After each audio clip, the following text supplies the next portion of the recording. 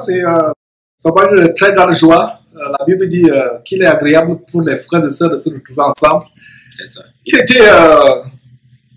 C'est une conversation que nous avons eue. On a commencé à avoir cette conversation il y a quelques instants et le frère Lévi, ou Drago, avec qui nous a rendu visite ici à Houston. Et ce matin, je me lève, je vois un message à mon portable. Quelqu'un qui me dit voilà, est-ce que je peux vous rencontrer? Je suis de passage aux États-Unis. Ce matin, c'était ce matin, ce dimanche. Et on a eu une semaine tellement chargée, Confort et moi, avec les émissions que j'ai fait à la pause de midi, avec l'émission Questions-Réponses hier, qui était diffusée par Satellite en Afrique et sur YouTube, sur Facebook. Oui. Alors, je reçois un texte ce matin. C'est un bien-aimé frère qui me dit, voilà, je suis à Houston, j'aimerais qu'on se rencontre, je rentre dans quelques jours. Alors, quand il m'a dit Burkina Faso, j'ai pensé immédiatement à Karambiri. Est-ce que ce n'est pas un espion de Karambiri pour, donc, est-ce qu'il fallait que j'éprouve? Parce que la Bible dit, soyons prudents. Ouais. Soyons prudents comme les serpents. Et en même temps aussi, quand on reçoit un frère, Oui. c'est comme si on recevait les anges. Parce que nous voyons comment la parole de Dieu nous encourage à exercer l'hospitalité. Quand quelqu'un me dit qu'il est frère, un chrétien, je le reçois. Il n'est même pas à douter, mettre en doute ses paroles, mais nous devons être prudents. Donc j'ai posé des questions au frère. Oui. Depuis combien de temps il me connaît, comment il m'a découvert. Et quand il me répondait, mon cœur était dans la paix. Et donc ce matin, on a convenu à se voir à 16h. Donc il est venu et voilà, mes frères et sœurs, on a commencé à partager et il a des questions à me poser. Oui. Et la Bible dit ce qui se passe dans les chambres, Oui. nous pouvons le dire à haute voix. Et donc le frère n'a pas trouvé d'inconvénient à ce que cet échange que nous aurons puisse édifier Oui. d'autres personnes. Donc je vais te passer la parole pour te présenter brièvement. Oui. Mais avant cela, mes frères et sœurs, c'est une joie pour les frères et sœurs d'être ensemble. Pour moi, quelqu'un qui part de l'Afrique pour venir rendre visite à ses connaissances ici et qui pense à moi, pour moi, c'est vraiment un très grand honneur. Oui. Et donc, je te passe la parole pour te présenter. Et surtout, nous allons continuer cette conversation. Tu m'as posé des questions assez Oui. Oui. intéressantes qui Oui. vont édifier les autres frères et sœurs. Oui, bien sûr. Ok. Je rends infiniment grâce à Dieu et je remercie le grand frère Georges Nama pour m'avoir reçu ici, chez lui. Et c'est une joie pour moi de venir lui rendre visite et l'écouter aussi, parce que de loin, on peut se jeter des pierres, voilà, mais quand on s'approche, on peut se comprendre mieux. Ouais. Je suis Lévi Ouetraogo, prédicateur de l'évangile, je suis du Burkina Faso et je suis de passage à Houston et j'ai pensé de passer causer avec le grand frère Georges Nama pour le comprendre sur certains points. Alors, ma première question, je voulais comprendre quel est l'objectif de M. Georges Nama, quel est votre objectif même quand vous dénoncez. Nous ne comprenons pas tellement quel est votre objectif. Voilà, Lévi, en fait, je vais commencer par ceci en disant, le Seigneur a établi en Hébreu, non pas Hébreu, dans Éphésiens chapitre 4, verset 5, nous avons aussi Angèle, mais elle est hors caméra, qui est venue avec nous. Donc c'est pour ça que si je me retourne comme cela, je regarde Angèle là qui est avec nous, qui a accompagné Redago. Elle est ici à Houston. Je pensais aux histoires choquantes, Angèle, que tu racontais par rapport à comment tu as été abusé par les faux pasteurs, avec des histoires de fornication, d'adultère, pas des faux pasteurs, bref. Donc, Lévi, il y a 5 ministères qui sont énumérés dans Éphésiens chapitre 4. Merci chérie. Il y a Éphésiens chapitre 4, verset 11. C'est un passage que nous connaissons. Le Seigneur Jésus et Dieu son Père, par la vertu du Saint-Esprit, ont établi 5 ministères. Il a donné les uns comme apôtres, les autres comme prophètes, les autres comme évangélistes, les autres comme pasteurs et docteurs. Verset 12, pour le perfectionnement des saints en vue de l'œuvre du ministère et de l'évangélisation et de l'édification du corps de Christ et de l'édification du corps de Christ. Donc, il y a 5 ministères. Les gens vont me dire, mais Georges, il n'y a pas de ministère de dénonciation. Oui, oui. Le ministère de dénonciation n'existe pas. Oui, moi-même, je pense à ça. Voilà. Mais, quand nous voyons, par exemple, l'apôtre Paul, quand il prêche, il dénonce les œuvres des ténèbres. Ouais. Le Seigneur Jésus lui-même a dénoncé les œuvres des ténèbres. Il nous met en garde dans Matthieu chapitre 24. Oui. Il s'élèvera de faux Christ, de faux prophètes, qui feront des miracles, des grands miracles pour séduire, s'il était possible, même les élus. Oui. On voit comment Pierre, allez lire 1 Pierre chapitre 2, Oui. comment Pierre est virulent dans sa dénonciation. Oui. Comment Pierre dénonce, il dénonce les faux pasteurs. Il les dénonce avec une extrême, une extrême virulence. Et d'ailleurs, ce n'est pas 1 Pierre chapitre 2, c'est plutôt 2 Pierre chapitre 2. Comment il dénonce les faux docteurs, il y a tout un chapitre. Et il y a 2 versets qui font le mandat. D'ailleurs, tu me parlais il y a quelques instants que tu avais suivi l'émission sur Africa numéro 1. Parce que c'est la même question que le journaliste m'avait posée. Est-ce qu'il y a un ministère de dénonciation? Non, il y a 2 versets qui établissent le mandat biblique de tout chrétien, quel que soit le ministère que vous avez. Éphésiens chapitre 11, Éphésiens chapitre 4, verset 11. Chapitre 5 plutôt, chapitre 5, verset 11. Ne prenez point part aux œuvres infructueuses des ténèbres, mais plutôt dénoncez-les. Dénoncez-les. Et il y a un autre verset, chapitre 1. Ce grand serviteur de Dieu qui était Paul, inspiré par le Saint-Esprit, écrit à Tite. Alors, qu'est-ce qu'il dit à Tite?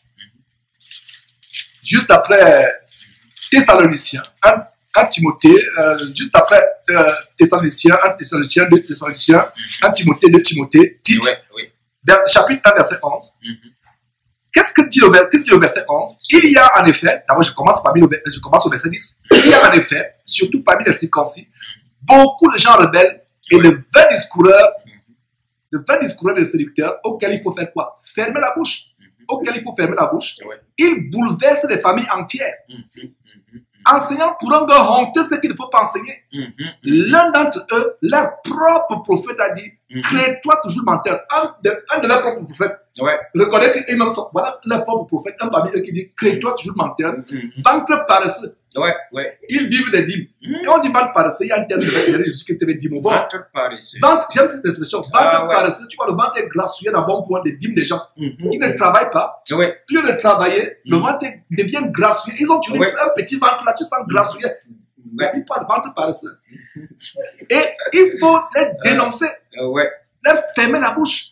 Parce qu'ils bouleversent des familles entières. C'est un mandat.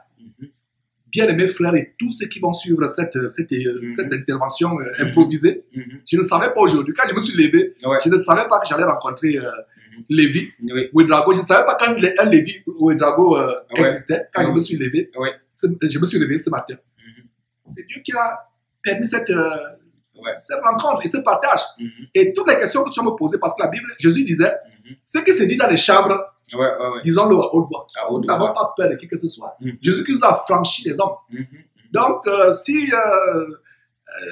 et je suis tellement content de ta bravoure.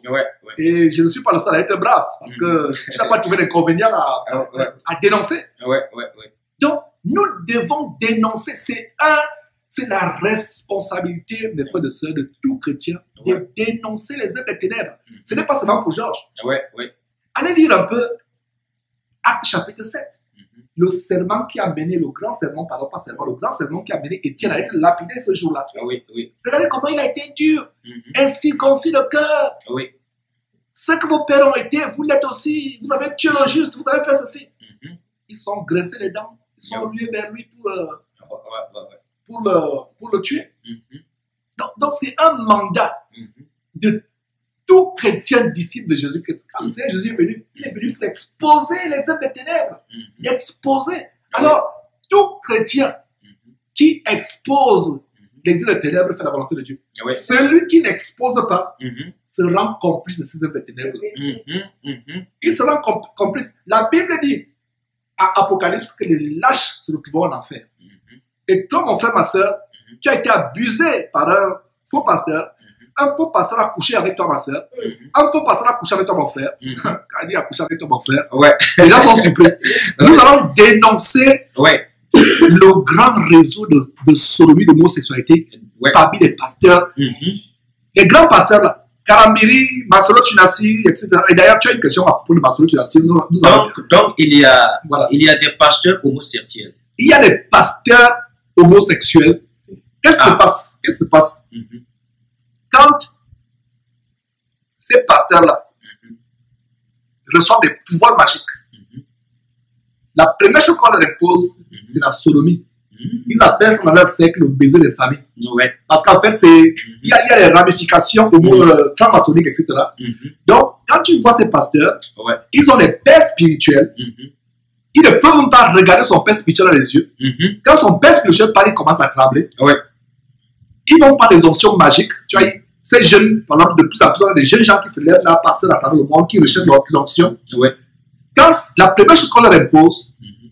c'est être sodomisé par ton père spirituel. Mhm. Tous ces gens que nous dénonçons sont passés par là. La plupart sont passés par là. Et plaise à Dieu, nous aurons des preuves pour appuyer ce que je suis en train de dire aujourd'hui. Ouais. Il y a tout un réseau d'homosexualité. Il y a celui qu'on a mis en prison au Canada qui a bénéficié de liberté provisoire, Paul Wabokole Mukendi, Mhm. qui a été emprisonné il y a quelque temps pour avoir violé des enfants. Ouais. Et d'ailleurs, il y a des gens qui ont témoigné le réseau d'homosexualité avec Raoul Afo en Côte d'Ivoire, avec tantôt ils sont avec un blanc, tantôt ils sont avec un ministre du gouvernement, et ils sont tellement puissants. Il y a un principe entre ces pasteurs Ouais.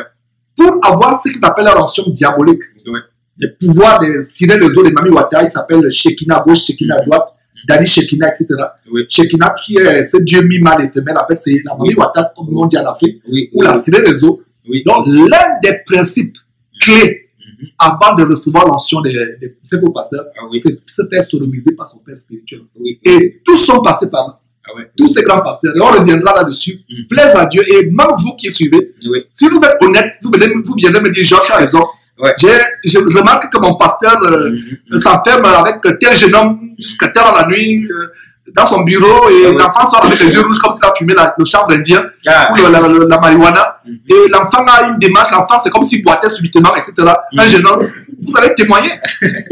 Ouais. Vous allez témoigner.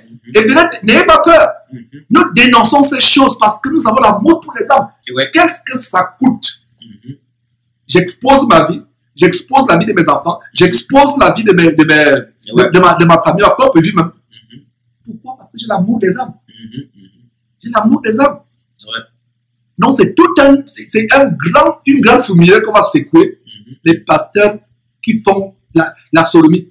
Ces pasteurs-là, c'est pour ça que je dis, de plus en plus, ils couchent avec les hommes, ils couchent avec, pour renforcer leur pouvoir. Ouais. Ouais. Pour renforcer leur pouvoir. Donc, c'est un mandat de tout chrétien de dénoncer. Mhm. Tu vois des choses. Ma soeur, tu as été Mhm. trompé par un faux pasteur. Un faux pasteur a couché avec toi. Ouais. Viens dénoncer. D'abord, quand tu dénonces, Mhm. tu exposes les pouvoirs magiques de ce pasteur. Mhm. Parce que les pasteurs là sont puissants avec les pouvoirs démoniaques. D'ailleurs, à partir d'aujourd'hui, sur Jésus qui TV, Mhm. ne parlons plus d'hommes de Dieu, parlons d'hommes de Satan.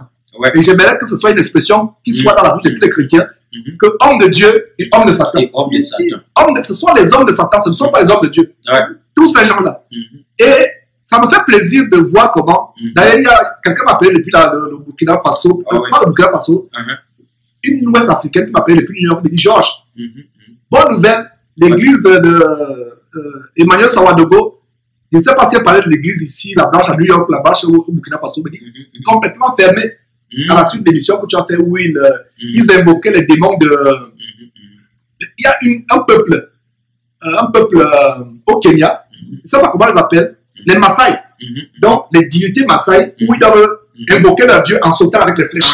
Mhm. En sautant. Quand tu vas par Mondo Sawadogo, là, tu vois, ils sautent. Mhm. On a dénoncé. Et quand on a dénoncé, avec les preuves à l'appui, comment les mêmes divinités sataniques se manifestent, possèdent les gens, se manifestent en Inde, se manifestent chez les Maasai, se manifestent un peu partout dans le monde. Mhm. les gens ont eu les yeux ouverts, ils ont commencé à sortir un à un. Donc, voilà ce que je voulais dire par rapport à la question de savoir le mandat de Jésus-Christ. En fait, je reviens encore sur cela. Il faut que les gens comprennent que l'évangile de Christ est gratuit. Regardez ce grand verset. Matthieu chapitre 10, verset 8 dit, vous avez reçu gratuitement, donnez gratuitement. Ils vendent tout. Mon frère Lévi ou Odago, si le sang de Jésus, une goutte même microscopique, qu'on ne peut voir qu'au microscope, du sang de Jésus qui était vendu, Bill Gates n'aurait pas l'argent pour acheter ça. Non. Warren Buffett n'aurait pas l'argent. Mais dans pour la France, tu prends tout l'argent de la compagnie de diamants bien sur l'Afrique du Sud. Tu prends tout l'argent du monde, n'achèterait pas une seule goutte du sang de Jésus. C'est pour ça que Dieu a voulu que le sang de Jésus soit gratuit. Alors, le sang de Jésus étant gratuit, qu'est-ce qui se passe aujourd'hui? Les gens vont vous faire acheter les prières. Ils vous font acheter les huiles d'onction. Dans ces huiles, ils travaillent chez les marabouts. C'est comme si l'huile d'onction a plus de valeur que le sang de Jésus. Voilà, l'huile d'onction a plus de valeur que le sang de Jésus. Et Jésus en vous-même. Toi qui viens d'aussi loin que le Burkina Faso, tu peux avoir une visite à Houston. Ce qui me concerne, c'était une visite improvisée. Je dis encore que quand je me suis levé ce matin, je ne connaissais pas qui était Lévi. Regarde, le sang de Jésus est gratuit. Jésus a dit, vous avez reçu gratuitement, chassez les démons, délivrez les malades, guérissez les malades, purifiez les lépreux. Vous avez reçu gratuitement, donnez gratuitement. Il y a une malédiction, et tu le disais hors caméra tout à l'heure, qui s'attache sur la tête de toute personne qui a acheté soit une onction de faux pasteur, onction diabolique à pasteur, soit une guérison, soit une délivrance. Et c'est sur la base de Actes chapitre 8, avec l'histoire de Simon le magicien. Le Saint-Esprit a envoyé, pas Pierre, a envoyé Philippe, d'abord en Samarie, prêcher la parole de Dieu. Et la Samarie a été impactée par l'évangélisation tellement puissante de Philippe, qu'un célèbre magicien qui émerveillait les foules. Les gens attribuent même à Dieu la puissance, était vraiment grande la puissance de Dieu par Simon le magicien. Alors c'était la puissance du diable. Donc il a été converti.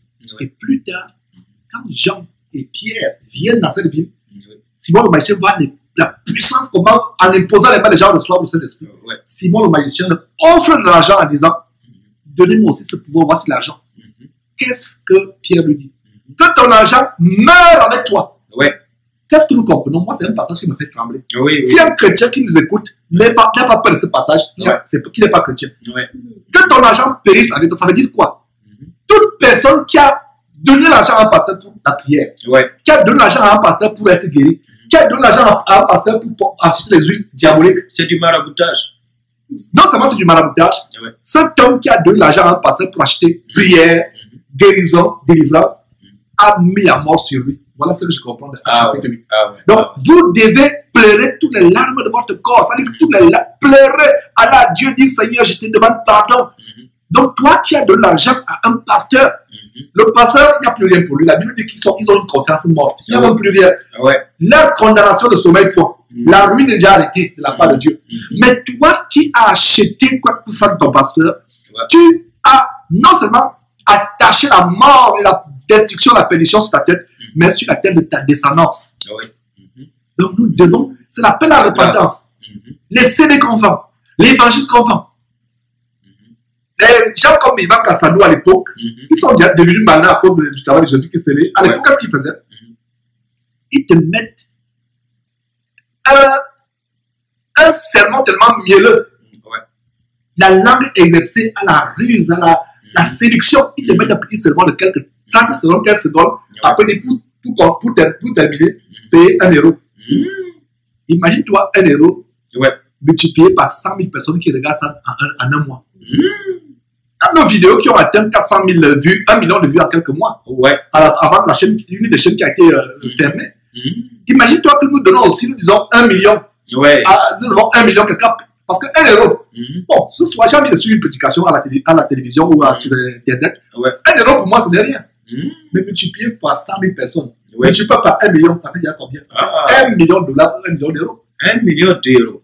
Et voilà donc pourquoi il faut avoir les avions privés, des châteaux, des jets, construire le temple diabolique, Ouais, Voilà. C'est gratuit. Je mets quiconque au défi avec sa Bible pour dire que ce que nous disons est mauvais. Il y a des gens qui disent ne jugez pas mon ne jugez pas, ne touchez pas mon noix. Ouais. Ils ne comprennent pas le mot moi. Moi, qui est moi aujourd'hui? Tout homme qui a confessé qui a confessé dans la bouche le Seigneur Jésus-Christ, qui croit du fond de son cœur que Jésus-Christ est Seigneur, qu'il est mort pour lui, qui se répand, qui change de vie, décide d'être toute sa vie sous la seigneurie de Jésus-Christ, change de vie, le Saint-Esprit va descendre sur cette personne. Cette personne est ouin. En fait, ouin signifie le Saint-Esprit. Les deux mentions du mot onction dans le Nouveau Testament font référence au Saint-Esprit. Donc, quand la Bible dit ne touchez pas mes oies, ils sont enfermés dans l'Ancien Testament. Parce que dans l'Ancien Testament, on devait oindre les hommes de Dieu et les rois avec de l'huile, les fiors d'huile. Mais aujourd'hui, ce n'est plus l'huile qui nous donne l'onction, c'est le Saint-Esprit qui donne l'onction. Et nous tous avons l'onction. La Bible dit ne prenez pas part aux œuvres infructueuses des ténèbres, mais condamnez-les. Regardez dans 1 Corinthiens chapitre 4. Il y avait une église au 1er siècle, l'église de Corinthe, gangrenée par l'inceste, la démon sexuelle, l'ivrognerie, la douterie, au point où quelqu'un couchait même avec il y avait quelqu'un qui avait couché avec la femme de son père. Oh là là. Alors, Très abominable. Très abominable. Et nous lisons 1 Corinthiens chapitre 5, verset 1. On entend dire généralement qu'il y a parmi vous de l'impudicité. Et une impudicité qu'elle se tourne même pas, qu'elle se rencontre même pas chez les païens. Si Paul revenait aujourd'hui, oh là là, Paul va dire que les Corinthiens étaient l'église la plus sainte du monde. Parce qu'aujourd'hui, nous avons dépassé les païens. Donc, une impudicité telle qu'elle se rencontre même pas chez les païens, c'est au point que l'un de vous a la femme de son père. Et vous êtes enflé d'orgueil. Et vous n'avez pas été plutôt dans la friction. C'est aujourd'hui. Ces gens se disent, il n'y a pas de problème. Je sors avec le pasteur, je suis dans la chorale, je sors avec le pasteur. On est fiers de sortir avec le pasteur parce qu'on est dans la chorale, on sort avec le pasteur. C'est comme si on n'est pas n'importe qui. On n'est pas n'importe qui parce que le pasteur va vous visiter. Il peut vous appeler à 2 h du matin. Comme Angèle disait tout à l'heure, qu'il y a un pasteur ici lui, il a une pépinière dans son église. Il a des jouets sexuels. La plupart du temps dans la chorale. La chorale, mes frères et sœurs, c'est l'endroit de séduction. Vous, les spécialistes de chant, là, dans l'église de Jésus, qu'est-ce qu'il n'y a pas de spécialistes de chant? Vous vous dandinez là, etc. devant les gens. Ça, c'est la séduction. Oui, c'est ça. Quand les gens vous regardent, on regarde quoi? On regarde votre mise, on regarde votre tenue, on regarde... Les gens ne vous écoutent pas. Non. Regardez un peu ce qui se passe aujourd'hui. La louange, comme je l'ai dit, il y a 2 enseignements que j'ai fait à ma pause de midi. Sur la louange, j'invite tous les chrétiens à suivre cet enseignement, comment on loue véritablement Dieu. La louange, ce n'est pas pour se faire voir.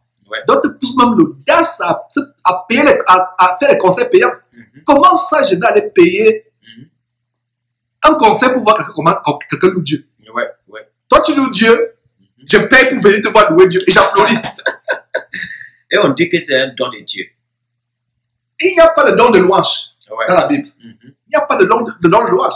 Ah bon? Voilà, 1 Corinthiens chapitre 12 énumère tous les dons du Saint-Esprit. Le don de louange n'existe pas. Le don de louange n'existe pas. C'est plutôt des habilités humaines. Et tu vois, il y a une variante, surtout actuellement à travers le monde et surtout en Afrique, en Europe. Toutes ces chanteuses veulent chanter comme Beyoncé et Rihanna. Les roulements de voix, les miaulements de voix. Miauler comme Beyoncé, miauler. La variante. Et les gens disent que j'ai eu la chair de poule, la sœur la chante bien, c'est pas la chair de poule. Enfin, j'ai ressenti le Saint-Esprit, la sœur la chante bien, ce n'est pas le Saint-Esprit que tu as ressenti. C'est les émotions sur la chair qui s'est manifestée. Alors, les gens pêchent, comme au temps de Corinthe, au lieu de se repentir, d'être dans l'affliction, de se repentir, oh Seigneur, qu'est-ce que j'ai fait, je demande pardon, ils s'enflent plutôt. Le péché devient un moyen de se vanter. Alors, c'est la même chose, il y a rien de nouveau sur le soleil. Et vous êtes enflé d'orgueil et vous n'avez pas été plutôt dans l'affliction afin que celui qui a commis cet acte fût ôté du milieu de vous. Verset 3, pour moi, absent de corps, mais présent d'esprit. J'ai déjà jugé. J'ai déjà jugé. Même en étant Les gens aiment citer ce verset de Matthieu chapitre 7, verset 7. Ne juge pas. Ne juge pas. Ouais. Il y a un jugement biblique. Ah oui, oui, Comment oui. ça parle le jugement biblique? Tu ne peux pas être dans l'adultère et condamner un frère qui fait l'adultère. C'est ça le jugement biblique. Ouais, c'est ça le jugement. C'est ça le jugement biblique. Tu as la poutre dans ton œil, tu vois la paille. Ouais. Qui est dans l'œil de ton Mais frère. si tu n'as pas de paille dans ton œil, Ouais. ça veut dire que, parce que même une petite paille, c'est inconfortable d'avoir une paille. Hein. Ah ouais. Je pense même que la poutre est plus facile à lever que la paille. Oh, oui, oui, oui, oui. Parce qu'imaginez-vous quand il y a un cil dans votre œil, pour la lever, c'est plus difficile qu'une poutre, parce que la poutre encore elle est grosse. Vous comprenez? Donc, si tu n'as pas de paille dans ton œil, tu peux bien voir la poutre et dire, hé frère. Et quand les gens disent qu'on juge, imaginez-vous que quelqu'un sur cette rue, comme cette ruelle qui est en face de nous là, un camion vient à 100 à l'heure. Ah ouais. Et qu'est-ce que tu vas faire? Imagine qu'un enfant est en train de jouer là, un adolescent qui est en train de jouer là, sur la route, un camion vient à 100 à l'heure. Je vais dire, hé, dégage de cette rue, je vais donc courir pour l'attraper, la lever de cette ruelle. Ouais. L'enfant va dire, tu me juges. Il pourra pas, il sera reconnaissant, n'est-ce pas? Ouais. Or, Oui, oui. la route qui mène dans l'enfer, c'est plus dangereux qu'un camion qui viendrait à 1000 à l'heure vous cogner. Parce que la voie de l'enfer est plus dangereuse. Ouais, c'est Alors, plus dangereux. Pour moi, absent de corps, mais présent d'esprit, j'ai déjà jugé comme si j'étais présent, celui qui a commis un tel acte, qui a commis un tel acte. Au nom du Seigneur Jésus, vous et mon esprit étant rassemblés avec la puissance de notre Seigneur, qu'un tel homme soit livré à Satan pour la destruction de la chair, afin que l'esprit soit sauvé pour le jour du Seigneur. Est-ce que Paul Nerzaze n'est pas ici? Hein? Paul Nerzaze n'est pas ici? C'est la parole de Dieu. Donc, voilà, justement, les gens n'aimaient pas Paul. Ouais. Paul est détesté jusqu'à présent. La preuve est que Paul a eu un ministère en moins de 2 ans, 2 ans environ. Ouais. Il a atteint toute l'Asie avec l'évangile, sans Internet, sans WhatsApp, sans Facebook. Il a atteint toute l'Asie. Et qu'est-ce qui se passe? C'est le même Paul qui dit plus tard, tous ceux qui sont en Asie m'ont abandonné. Il a atteint toute l'Asie. L'Asie a écouté l'évangile. Mais c'est le même Paul qui dit, tous ceux qui sont en Asie m'ont abandonné. Parce que les gens n'aiment pas l'évangile qui est difficile. Au temps de Jésus, les gens sont retirés de lui. C'est un travail difficile. Voilà. En Jean chapitre 6, les gens se retirent de Jésus, disent, mais ces paroles sont dures, qui peut l'écouter? Nous devons être sérieux avec notre... Parce que l'un des principes d'une vie intègre en Christ, il faut prendre son salut très au sérieux. Amen. Si nous ne prenons pas notre salut très au sérieux, on sera complaisant. De plus en plus chez nous, là où nous sommes, nous avons nos origines en Afrique, c'est incroyable comment les chrétiens commencent à tolérer l'homosexualité. C'était incroyable. Tu évoquais l'homosexualité en Afrique quand je réalisais, c'était chrétien par chrétien, c'était choquant. C'était dans les choquant. églises, on permet que ces hommes qui chantent dans les courants aient les longs cheveux. Oh là là. On permet que les hommes soient efféminés. On commence à tolérer. Ne nous juge pas. C'est ce que nous sommes en train de faire aujourd'hui. Et frère, je te le dis, je l'atteste devant Dieu que beaucoup de personnes regretteront ce message de l'enfer. Ils diront que Georges, on pensait que tu étais dur. Mais tu n'étais pas assez dur. Mais il sera trop tard. Les gens se bougent les oreilles. Les gens se ferment les yeux. On leur montre des choses qu'ils ne veulent pas voir. Mais nous continuons à faire notre travail. Notre mission, ce n'est pas la mission de Jésus-Christ, ce n'est pas la mission de Georges Nama. C'est la mission de tout chrétien de dénoncer le mal, d'ôter le mal parmi nous. D'ôter le mal parmi nous. Mais tout le monde n'a pas ce courage-là. Est-ce que ce n'est pas un don particulier? Le courage, mon frère. Si tu parles de courage, ça veut dire que tu donnes le mérite à un homme. Les gens auront du mal à me croire que c'est quelqu'un de très timide. En dehors de la parole de Dieu, pour ceux qui me connaissent, et mes collègues peuvent même attester le travail, ils se demandent même, est-ce que ce monsieur... Quand je parle, c'est quelque chose de vraiment... C'est nécessaire. Quand je ma bouche au boulot, la personne qui me connaît très bien, c'est mon épouse. Mais même les frères ici avec qui je communique, quand ce n'est pas la parole de Dieu, je suis notre personne. Il y a des gens qui viennent, le genre que nous voyons souvent, tellement agressif, tellement pointu, quand il enseigne. Et l'apôtre Paul lui-même, il le disait. Absent, pas ses lettres. On trouve que vraiment il est dur, mais quand il est physiquement devant les gens, il est méprisable. Alors, le courage, on n'a pas besoin de courage. C'est le Saint-Esprit. Si un chrétien manque de ce que tu dis, tu appelles courage pour dénoncer, c'est la preuve qu'il n'a pas le Saint-Esprit. Parce que quand on a le Saint-Esprit, je prends le cas de Paul. Ouais. Paul, avant la conversion, pas le Paul, Pierre. Pierre, avant la résurrection du Seigneur Jésus-Christ, avant même la montée de Jésus-Christ au ciel, où était Pierre quand Jésus est mort? Pierre était dans les portes fermées. Il avait peur des Juifs. Il pensait qu'on devait aussi le tuer. D'ailleurs, une jeune servante a reconnu Pierre. Pierre a dit, non, je ne le connais pas, je n'ai jamais connu Jésus. Il a renié. Pourtant, il avait dit à Jésus, je ne te renierai pas. Et Jésus lui a dit, avant que le coq chante 3 fois, Pierre, tu vas me renier. Pierre était derrière les portes fermées. Mais allez comparer Pierre à Actes chapitre 2, le jour de la Pentecôte, immédiatement quand il a reçu le Saint-Esprit. On ne reconnaît plus Pierre. Vous avez tué Jésus-Christ, le juste, lui le sang innocent. Vous avez fait ceci, vous avez fait cela. Ce jour-là, une des deux choses devait se passer. Soit on tuait Pierre, soit les gens se repentaient ce jour-là. Et Dieu a fait grâce, les gens sont repentis. Environ 3000 âmes se sont converties et ont été baptisées ce jour-là.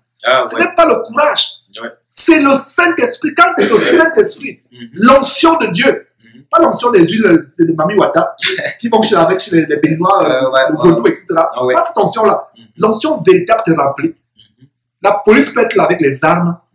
Tu dis la vérité. S'ils vont tuer, ils vont te tuer, c'est la volonté de Dieu. C'est la volonté de Dieu. C'est ce courage que nous devons avoir. Et ce courage ne vient pas de nous-mêmes.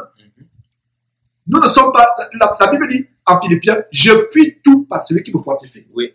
Et ce verset signifie quoi? J'ai la force en toutes choses par Christ qui m'a conféré le pouvoir.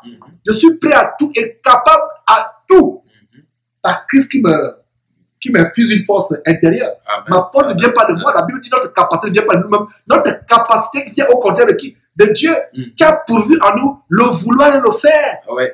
Pour cette œuvre. Donc, ce n'est pas un courage. Quand on dit le courage, ce n'est pas humain. Si je disais que c'est un courage humain, je me glorifie. Ce courage, tout homme, toute femme qui a reçu la puissance de cet esprit doit être bouillonnant. C'est le feu. Le Saint-Esprit te... Attends. On met une braise dans ton corps là. Parce que, regardez, quand la puissance du Saint-Esprit, quand Jean-Baptiste parle en Matthieu chapitre 3, verset 17, moi je vous baptise d'eau pour vous amener à la repentance, mais celui qui vient après moi, vous baptise, il est plus puissant que moi. Je ne suis pas dit de porter ses souliers, ses sandales. Lui, il vous baptisera du Saint-Esprit et de quoi? Et de feu. À supposer que tu vas à la cour arrière, comme les Américains aiment faire du barbecue ici, et il y a des braises. Et en passant, c'était un bon moment de faire le barbecue pour t'accueillir ici au Texas, mais tu as dit que tu gênais. C'est pas un problème. Donc, imagine que quelqu'un qui fait le barbecue, il y a des braises. Tu prends les braises, je prends les braises et je mets ça à l'intérieur. Tu seras tranquille là quand. Qu'est-ce que tu vas faire? Tu vas bouger tes débats, n'est-ce pas? Oui, certainement. Quand tu reçois le Saint-Esprit en toi, le Saint-Esprit t'amène. Allez, tu as un zèle. Jésus disait, le zèle de ta maison me fait quoi? Me dévore. Tu es bouillonnant. Voilà. Ok, merci beaucoup. Merci grand frère Georges pour cette lumière. Pourquoi tu ne dis pas Georges tout simplement? Tu veux contourner le fait de m'appeler Georges. Mais c'est un grand frère. Parce qu'en Jésus-Christ, il y a un seul grand. Donc, le seul grand frère, c'est qui? Jésus-Christ. Ok. C'est le seul grand frère. Le grand, c'est Jésus-Christ. Bon, bref, je comprends qu'en tant qu'Africain, oui, en tant qu'Africain, il y a le respect. Oui. Mais nos cultures doivent se soumettre à la parole de Dieu. Dans la parole de Dieu. Georges. Ok, voilà. Très bien. Merci beaucoup à Georges. Maintenant, j'ai une grande question à poser à Georges. Très grande question. Vas-y. Parce que, en tout cas, il y a un homme de Dieu que nous admirons beaucoup, un homme de Dieu que nous apprécions. Et moi-même, je priais que l'église du Burkina Faso puisse l'inviter au Burkina Faso pour qu'il vienne enseigner. Parce que c'est un homme, en tout cas, en le voyant, il dénonce. En tout cas, il n'est pas d'accord avec le péché. Bon, et on croyait que ça peut être un collaborateur de Georges Nama. Mais avec certains frères au Burkina Faso, bon, on parle de ça, on ne sait pas. En tout cas, qu'en pense avec Marcelo, selon Georges Nama? Tu veux parler de Marcelo Tunassi? Ah oui, Marcelo Tunassi. Alors, je vais commencer par une chose en disant que nous n'admirons pas un homme. nous admirons Jésus-Christ. Ouais. Parce que c'est un risque d'admirer. Et si quelqu'un quelque part au Burkina Faso m'admire, Ouais. même vous qui nous suivez par satellite dans la télévision, Burkina, il y a un grand public au Burkina Faso qui nous suit. Ouais. On a une très grande audience, surtout au Togo, le plus grand pays, au Cameroun, un peu partout, Congo, Kinshasa, il y a des gens qui nous suivent. Si quelqu'un, un jour, a pensé vouloir m'admirer, repentez-vous au nom de Jésus-Christ. Amen. Nous admirons. Mais on peut admirer la présence de Dieu en vous. Non. C'est-à-dire qu'on veut échapper toujours à vouloir Admirer. Voilà, non. Nous avons, on peut avoir, quelqu'un peut nous motiver, nous encourager. Ouais. Mais notre admiration, c'est-à-dire mon frère Lévi, j'aimerais qu'on a admiré à Pau. Nous n'avons aucune admiration pour qui que ce soit, si ce n'est pour Dieu et pour Jésus-Christ. Ouais. C'est-à-dire que tout mon être, tout mon, de mes entrailles, de mes tréfondeurs, de ma conscience, tout mon être n'a d'admiration que pour Jésus-Christ. Et Jésus-Christ lui seulement. Le chef de l'église, notre chef. Mon admiration ne sera sur personne d'autre. Et est-ce que je suis arrivé, moi qui vous parle à 100%, parce que je ne suis pas encore arrivé pour être honnête.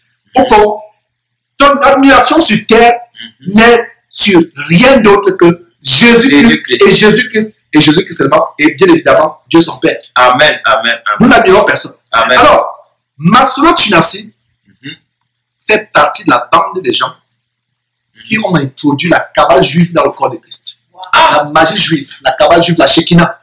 Est-ce que Zol Naman n'exagère pas? J'ai des preuves. Il y a des vidéos que nous avons fait sur Masolo Chinassi. Je pense que je pourrais mettre les liens de ces vidéos. Il y a tellement de vidéos où Masolo Chinassi lui-même confesse. Quand tu vas même démontrer les pylônes, Boise et Jacques, tu vois les pylônes, Boise, d'abord l'autel. Montre-moi dans quelle Bible un serviteur de Jésus-Christ a eu un hôtel, a prêché devant l'hôtel. Mais Salomon était dans l'erreur. Salomon n'est pas chrétien. Est-ce que Salomon est chrétien? Les choses passées, c'était l'homme des choses à venir. Il y a un grand mur qui est renversé. Et une barrière que Jésus-Christ est venu aussi établir. Avec sa mort, il y a une nouvelle administration. Salomon avait un temple physique. Mais lui-même, le jour où il inaugure ce temple, lui-même, poussé par le Saint-Esprit, reconnaît que Dieu n'habite pas dans les temples faits de pierre morte. Lui-même, Salomon, le jour de l'inauguration. Alors, qu'est-ce qui se passe? Jésus dit, détruisez ce temple et je le construirai en quelques jours. On a dénoncé Masolo Chinassi. Une émission où il demande le terrain à 1 million de dollars. 1 million de dollars. 1 million de dollars. Alors, tu es avec nous à Houston ici. Je ne sais pas si tu as déjà vu un terrain qui coûte 1 million de dollars à Houston. Pourtant, l'immobilier est. Houston, l'immobilier ne vit pas ici. Un terrain seulement. 1 million de dollars pour faire quoi? Pour construire. Rien que le terrain nu. Pour construire. Dieu n'a pas demandé à qui que ce soit de construire. Je connais quelqu'un, un homme de Dieu dont l'argent a servi à acheter un terrain. C'est quelqu'un qui a vendu Jésus. Il a vendu Jésus. Et son argent a servi à acheter un terrain. Il s'agit de qui? De Judas. Le seul disciple qui a vendu Jésus et qui a commencé, qui a acheté un terrain. Donc, tous ces disciples descendants de Judas, ils vendent Jésus et achètent des terrains. Tu vas me dire, mais comment ils vendent Jésus? Si tu me poses la question comment ils vendent Jésus, c'est que tu n'as pas bien lu Apocalypse chapitre 19, verset 13 qui dit que le nom de Jésus, c'est la parole. Son nom, excusez-moi, son nom, c'est la parole de Dieu. Le nom de Jésus, c'est la parole de Dieu. Donc, quand quelqu'un vend les cours bibliques, vend les formations bibliques, vend les oncions, vend les CD, vend tout, qu'est-ce qu'il fait? Il fait comme Judas. C'est normal qu'ils achètent dans les terrains. Tu vois donc le lien entre eux et Judas. Mais si on n'achète pas les terrains, comment on peut avoir un lieu de célébration, un lieu de culte? La Bible dit quoi? Dans 2 Corinthiens chapitre 10, verset 5, et c'est un verset qui s'adresse à toi. N'oublie jamais ce verset, toi particulièrement, et tous ceux qui m'écoutent. 2 Corinthiens chapitre 5, chapitre 10, verset 5. Nous renversons les raisonnements et tout l'autel qui s'élève en la connaissance de Dieu. Et nous amenons toute pensée captive à l'obéissance de Christ. Je le prends. Nous renversons tout raisonnement. Nous renversons les raisonnements. Et toute hauteur qui s'élève contre la connaissance de Dieu. Et nous amenons toute pensée captive à l'obéissance de Christ. On se pose la question, on va faire comment? Pierre, en un seul jour, a converti 3000 personnes. Il les a mis où? Question. Ah. Question. Il a construit un temple? Non. Et quelques jours plus tard, le jour en Actes chapitre 4, d'ailleurs, nous sommes en train de voir l'étude de merveille du livre de Actes. Et nous avons approfondi ces choses. En Actes, après avoir guéri cet homme, boiteux de naissance, comme placé à la porte du temple, appelé Abel, pour qu'il demande le monde. Je vais revenir sur Marcellus Tunassi. Je vais développer cette question. Et pour qu'il demande le monde, ce jour-là, 5000 personnes, au moins. Donc, 3000 personnes quelques semaines ou quelques jours auparavant, plus 5000 personnes qui s'ajoutent à nouveau convertis. Nous avons déjà, en quelques semaines, nous avons 8000 personnes. Pierre a construit un temple. Pierre n'a pas construit le temple. Les gens m'ont dit qu'ils allaient quand même au temple. Ils avaient dit qu'il y avait combien de temples à Jérusalem à l'époque? Un seul temple. Ce temple où aujourd'hui, il n'existe plus. Il est à Jérusalem, à la place de ce temple, qu'est-ce qu'il y a? Un mosquée. Une mosquée abominable. C'est l'accomplissement de la prophétie de Jésus. Qu'est-ce que détruisez ce temple en 3 jours de le bâtir. Le temple de Jésus maintenant, c'est quoi? Toi et moi. Nous sommes le temple de Dieu. Ne sais-tu pas que ton corps est le temple de Dieu? 1 Corinthiens chapitre 3. Nous sommes le temple. Dieu habite à nous. L'apôtre Pierre parle de pierres mortes. Des pierres mortes, ces bâtiments, nous sommes des pierres vivantes. Donc ces gens ils construisent le terrain. Et venant sur Marcellus Tunassi, il y a une chose que je vais dire par rapport à Marcellus Tunassi. C'est que Marcellus Tunassi maintenant est le pasteur le plus dangereux. Le plus dangereux, pourquoi? C'est parce que c'est celui qui sait mieux se cacher. Il prend l'apparence de piété, le paraître. On a démontré pour ma point comment ce monsieur a embrassé la magie de Benny Hinn. À un moment, c'était le Benny Hinn Afrique. On a fait des vidéos. Je suis même surpris que je me pose ces questions parce que on a montré ces vidéos-là. Comment, même ses vestes à bas coste, même sa pochette, même la façon de prier, de tendre le cou. Le cou tendu toujours aussi comme si tu défies Dieu. Quand les hommes de Dieu priaient la Bible, ils se prosternaient par révérence par terre. Aujourd'hui, quand tu les vois prier le micro, ils tendent le cou comme si tu étais de lui, leur égale. Un homme de Dieu se prosterne. Même les pauvres, les hautes pierres, ils se mettent à genoux, ils se prosternent. Mais eux, le cou tendu. Marcellus Tunassi le plus dangereux, pourquoi? C'est celui qui sait mieux se cacher, mais on l'a dénoncé abondamment. Je vais te poser une question. Tu vas dans une maison, on te reçoit. Tu vas dans 2 maisons. Vous qui posez la question sur le Marcellus Tunassi, vous allez comprendre très bien après cette explication. Et Dieu nous donne une parole de sagesse. C'est un don du Saint-Esprit et vous serez éclairés par cette parole de sagesse pour comprendre qui est Marcellus Tunassi. Vous allez dans 2 maisons, tu vas dans 2 maisons en Lévis. Une des maisons, on te sert un plat. Mais quand le plat, on vient avec un plateau, un plat, mais le plat sent mauvais. Tu sois les articles qui sont là. Il n'est même pas mortel. Le plat n'est pas mortel. Peut-être c'est quelques excréments qui sont là. Excuse-moi l'expression. Il y a les articles, etc. Ça sent mauvais à distance. Et quand tu vois les articles qui bougent, c'est la pourriture qu'on te sert. Tu peux le manger, mais ça ne pourra pas te tuer. À la limite, tu pourras peut-être avoir des indispositions, peut-être une diarrhée, etc. Mais tu ne pourras pas mourir. Mais le plat à distance sent mauvais. À distance, quand tu vois ce plat, il te dégoûte, n'est-ce pas? Oui, c'est ça. Ça, c'est les faux pasteurs qui sont arrivés au point où ils ne se cachent même plus. Ils font les choses. Ils ne savent pas ça plus. Maintenant, tu vas dans une autre maison. Je ne sais pas si tu me suis très bien aussi. Tu vas dans une autre maison. On te sert un beau plat. Le plat, d'abord, est même en argent ou en porcelaine. On dit China. Porcelaine, bien, on te sert. Bien, ça sent tellement bon. On sera content. Mais, tu as dit que tu seras content. Mais il a mis une goutte invisible de cyanure, le poison le plus mortel.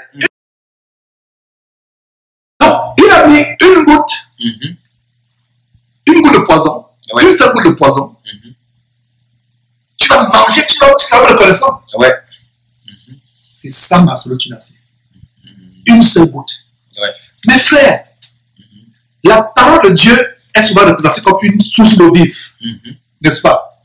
Imaginez-vous dans des pays comme au Gabon où il y a des coupures d'eau, un de mes pays au Gabon, ou au Nigeria où il y a des coupures d'eau. Vous avez une citerne au-dessus de votre maison. pour les besoins de votre famille, pour peut-être 6 mois. Quelqu'un vient mettre une peau de cyanure. Vous allez continuer à boire cette eau? Non. Vous allez non seulement vider la citerne, mais amener les spécialistes pour reculer, s'assurer que ce cyanure ne va pas laisser sur les paroles de la citerne. Voilà Masolo Chinassi. Je ne sais pas si je dois continuer, mais je pense que je dois continuer pour te montrer que voilà Masolo Chinassi. Ce n'est pas parce que quelqu'un prêche la repentance. Jésus a confronté les pharisiens. Il vous dit, faites ceci. Eux-mêmes ne le font pas. Il vous dit, faites cela. Les oiseaux de ma plumage vont ensemble. Au début, j'avais donné le bénéfice du doute à Masolo Chinassi. Oh, ben le Seigneur m'a dit, Georges, ne te laisse pas voir. Le discernement. Quelqu'un qui est avec l'homosexuel, joue à tout. Vous avez suivi la vidéo de Dieu de comment jouer à tout avec de supplier son amant pour qu'il fasse la sodomie. Supplie, s'il te plaît, donne-moi ce que tu as l'habitude de me donner, je dois prêcher ce soir. Vous avez suivi l'homme de Dieu. Et Masolo Chinassi se retrouve avec lui. Masolo Chinassi avec Karambiri, qui lui-même dit que je sors de mon corps la nuit pour me balader. De quoi parlons-nous là? Il dit, Mamadou Karambiri, qui dit ton compatriote, qui sort la nuit, rendre visite, lui-même il confesse, ce n'est pas Georges qui l'a dit, lui-même dit sa bouche, qui sort la nuit pour visiter les croyants dans leur chambre. Il sort de son corps, il devient comme un hibou, un oiseau, il leur rend visite. Ça veut dire que le dimanche, quand tu arrives là, il te regarde, toi, il se met à rire. Tu ne sais pas qu'il a vu ton tatouage sur la fesse gauche dans la nuit. Il a vu tout ce que tu fais avec ton mari dans l'intimité. Il se bat la nuit. Lui-même, il a dit ça de sa propre bouche. Et tu vois Madame Masolo Chinassi qui est associée avec eux. Amos chapitre 3, verset 3 dit, deux personnes peuvent-ils marcher ensemble? Peuvent-elles marcher ensemble si elles ne sont pas associées? Amos chapitre 3, verset 3. Qu'est-ce que même la sagesse du monde, les oiseaux de notre plumage font comment? Volent ensemble. Cet homme fait partie de l'agenda des homosexualités. Le mot est sorti. Je ne sais pas ce que vous voulez dire, mais le mot est sorti. Les Masolo Chinassi font partie du réseau homosexuel des Africains. Et nous aurons des preuves dans quelques jours, ou dans quelques semaines. Est-ce que ce n'est pas du mensonge? Je te parle de ce que. Parce que. Et vous-même, qui êtes dans l'entourage de Masolo Chinassi, vous qui me suivez, si vous êtes honnête, appelez-moi, dites Georges, s'il te plaît, nous n'avons pas ton courage. Entre guillemets, le courage ne vient pas de l'homme, ça vient du Saint-Esprit. Mais nous voulons confirmer ce que tu as cru. Vous qui me suivez à l'imiter, il y a un réseau d'homosexualité. Ces pasteurs-là, qu'est-ce qu'ils font? Tout être pour avoir cette onction diabolique, cette aura, il faut qu'ils se fassent sodomiser par quelqu'un de grand. Et ça vient depuis les États-Unis. Ils vendent leur âme à Satan. Ils embrassent la Shekinah. Il y a même des vidéos où Masolo Chinassi avoue comment la Shekinah est venue dans une visite. La Shekinah. Ils disent que la Shekinah, c'est la gloire de Dieu. Comment la gloire de Dieu? C'est Dieu la gloire de Dieu va faire une visite. La gloire de Dieu se déplace maintenant. Pourquoi les gens ne réfléchissent pas? La gloire de Dieu se déplace maintenant. Donc il y a un réseau homosexuel de ces pasteurs, Mamadou Karambiri, Masolo Chinassi, Ivan Kassanou, tous ces pasteurs, la première chose qu'on leur impose, la sodomie. La première chose. Et si il y a toi, jeune garçon, à l'imiter, si tu es courageux, tu viendras dire Georges, s'il te plaît, donne-moi mon nom, mais j'avoue que ce que tu veux dire est la vérité. Je mets qui que soit le défi. Je tiens à mon âme, à mon salut. Il y a tout un réseau. Et Satan est en train d'utiliser ces gens pour banaliser l'homosexualité. C'est la première phase. La Bible parle de ces gens qui ont l'apparence de piété. Mais réunir ce qui en fait la force. L'apparence de piété. Parce que le diable a compris que les chrétiens ont peur pour leur salut. Ils veulent entendre l'évangile de la sanctification. Satan a introduit dans l'évangile de la sanctification, on va fournir ses pions. Et le premier pion, c'est Masolo Chinassi, le premier pion. L'apparence de piété. Le jour où Masolo Chinassi sera converti, il va fermer son abomination qu'on appelle la compassion. La compassion, pour ne pas dire l'insensibilité. Il va fermer cela. Mais la Bible parle de compassion. Mais la Bible parle de compassion. Où dans la Bible tu as vu que l'Église a un nom? la Bible, tu as vu qu'une église a un nom. L'église dans la Bible, c'est une ville. Allez lire les tout premiers chapitres de l'Apocalypse. L'église de Thyatire, l'église de Sardes, l'église de Pergame. Maintenant, l'église Compassion, l'église Montagne de Feu, l'église La Souffrance est finie, l'église Rivière de Grâce, l'église Envolée financière. Tous ces noms qu'on donne, ça vient d'où? Ce n'est pas. Mais nous lisons quelle Bible? J'espère qu'ils ne lisent pas la Bible des homosexuels, parce qu'il y a deux nouvelles Bibles des homosexuels. Je ne sais pas si, comme tu sais, les homosexuels ils ont deux Bibles. Une s'appelle Queen James, une s'appelle Queen James s'appelle Lady Diana. Deux Bibles. Il y en a en français. Je ne sais pas si en français, mais elles existent en anglais. Ils ont frelaté, ils ont pris, ils ont rayé beaucoup de choses, ils ont ajouté les trucs pour l'homosexualité, etc. C'est grave, hein? Parce que la parole de Dieu, si nous disons que nous sommes chrétiens, nous suivons qui? N'est-ce pas Christ? Dis-moi à qui Christ a dit de bâtir d'abord une église de bâtiment. Rien que cela déjà. Parce que les gens veulent d'abord montrer comment ma soeur, tu l'as fait avec le son de bizarre garçon, on monte une vidéo. Je suis sûr que même si le jour où on va monter cette vidéo, les gens vont toujours dire que non, c'est un montage, c'est Photoshop. Même si on voit Mamadou Karambia que de manger le cerveau d'un enfant, d'un bébé, on m'a dit que non, ce n'est pas lui.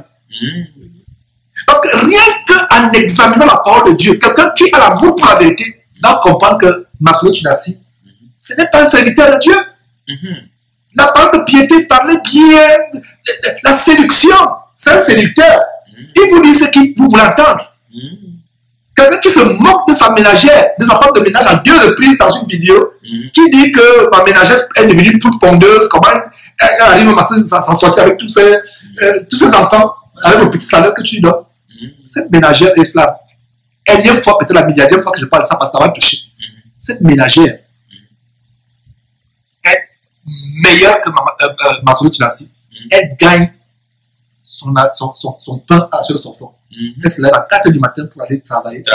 Et récurer les marmites dans la cuisine de Massoulou Tunassi. Laver ses toilettes. Elle travaille dur et elle met son salaire. Massoulou Tunassi, lui qui se moque de cette femme, il vit au dépend de ses dîmes. Des dîmes des fidèles, des ouailles. La Bible dit qu'un homme de Dieu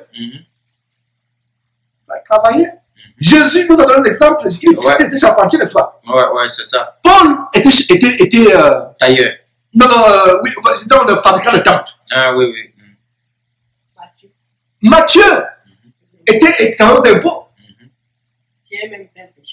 Voilà. Luc était médecin. Pierre, après la résurrection, Pierre se retrouve à faire quoi? Le péché. Ils avaient un boulot, ils avaient des familles pour s'en occuper. Aujourd'hui, c'est des mendiants de luxe. Et c'est peut-être la moquerie est tellement facile dans leur bouche. La Bible parle, on a dit tout à l'heure, ventre paresseux. Tu vois le petit ventre là, regarde bien le ventre là, le rempli de paresse. Il ne peut pas travailler. Ils doivent travailler. Et tu te montres à quelqu'un qui ne travaille pas. Il y a tellement, quand je pose des questions, je suis un peu surpris parce que on a tellement démontré les vidéos. Allez taper Jésus-Christ TV, tapez Massoulou Tunassi. Les vidéos, vous allez voir les affiliations franc-maçonniques de Massoulou Tunassi. On a démontré. Et n'oublie pas, je le dis encore sur les 2 plats de nourriture. Un plat qui sent mauvais, qui dégage les anticorps, qui sent à distance. 10 mètres, même tu fuis. Tu fermes les yeux, tu détruis la tête. Ça, c'est pas Massoulou Tunassi. Massoulou Tunassi, c'est le bon plat. Il sent bon. Même si tu es en train de gêner, tu vas dire, oh, ça c'est la tentation. Parce que le plat est tellement, ça sent tellement bon. Mais à l'intérieur, il y a une minuscule goutte de cyanure. Et le cyanure, c'est l'un des poisons les plus mortels. Rien que effleurer ta langue, c'est fini. Tu es mort. Voilà. C'est pour ça que j'utilise cette allusion pour démontrer que Massoulou Tunassi est le plus dangereux. Quelqu'un comme Makosso, quand tu le vois, tu sais que c'est un fou. Camille Makosso. Voilà, donc quand tu regardes Camille Makosso, tu sais que lui, c'est un fou. Camille Makosso, c'est le plat de nourriture qui est en fait un plat d'excréments, qui sent mauvais les articles. Voilà Camille Makosso. C'est le contraire. Quand tu vois par exemple, qui encore là, tu vois Philippe, celui qui pense que le Jésus, qu'est-ce qu'il y a qui écrit dans ces Bibles là? Philippe, Kakou Philippe, de la Côte d'Ivoire. Quand tu vois certaines personnes comme qui encore là, tu sens que non, c'est. Même Mamadou Karambili, quand Mamadou Karambili vient te dire que lui sort de son corps, tu as encore besoin de preuves pour ne pas le fuir. Quelqu'un qui sort, il devient un oiseau pour visiter pour guérir les gens mystiquement. Qui a fait ça dans la Bible. Masolo Tunasi, c'est le plat de nourriture qui sent bon. Parfumé qui t'attire à distance. Tu m'as aveuglé.